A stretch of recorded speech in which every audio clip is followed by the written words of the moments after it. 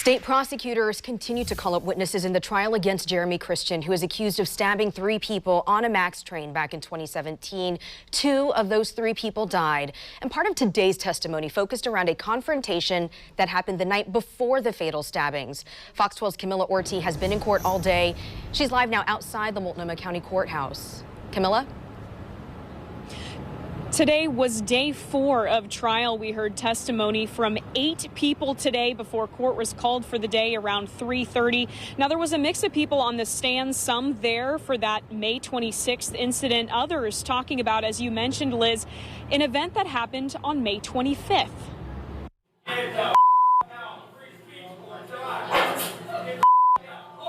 More disturbing cell phone video shown in court Friday, illustrating the moments before shoving turned to stabbing on the MAX train back in 2017.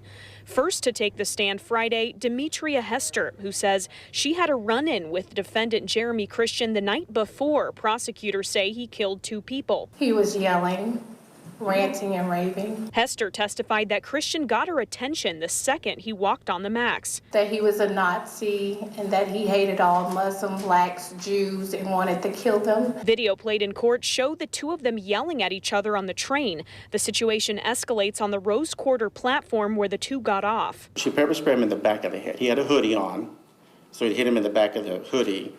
He then turned around and threw a bottle, threw a bottle at her. Hit her in the face, hit her in the eye. That was TriMet supervisor Andrew Garcia testifying, who says he witnessed it. Photos of Hester's injury shown to the jurors. To the point where I could feel my eyes swelling up. How long? Like the next day? Immediately. Injuries also the topic of testimony for a surgeon brought to the stand. He treated 2 of the stabbing victims at the hospital, including Talesian Namkai Mechi, who didn't survive. So he essentially had bled all of the parts probably out of his neck. We also learned Friday a few people who were on the train when the stabbings happened followed Christian after he walked away. Alvin Hall was one of them. He said he got close enough to see Christian rinsing off a bloody knife. He said, "Are you a snitch? Do you want some of this?" And he held up his knife at me and he goes, "I'm gonna have to do to you the same thing I did to those guys."